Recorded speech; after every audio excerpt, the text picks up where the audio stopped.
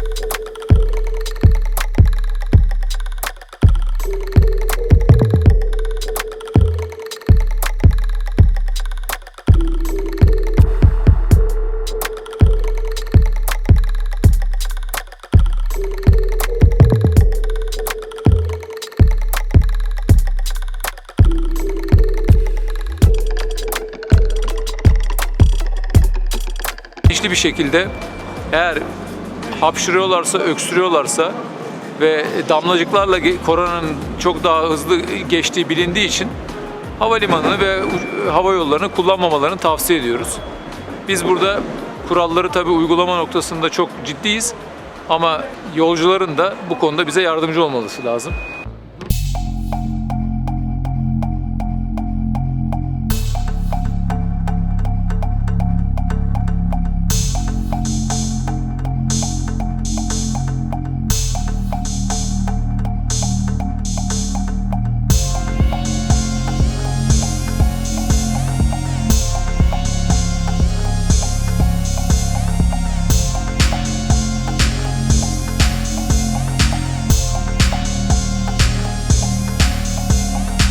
Türkiye'ye giriş yapacak her yolcu testten geçecek. İstanbul, Ankara, Sabiha Gökçen, Antalya fark etmez. Bu Sağlık Bakanlığı'nın kararı. Biz de çok doğru olduğunu düşünüyoruz. Çünkü bizim de ikna edilmemiz lazım. Dışarıdan gelen kişilerin risk olmadığına. Bu da bunun en önemli kanıtı olacak Türkiye açısından. Biz şu an arındırılmış bölgede, yani pasaport arkasında bir laboratuvar kurmuş durumdayız. Burada yaklaşık olarak 2 saat içinde bu testin sonucu çıkacak. Ve negatif olanlar tamamen gönül rahatlığıyla biz de onları kendi ülkemize kabul edeceğiz.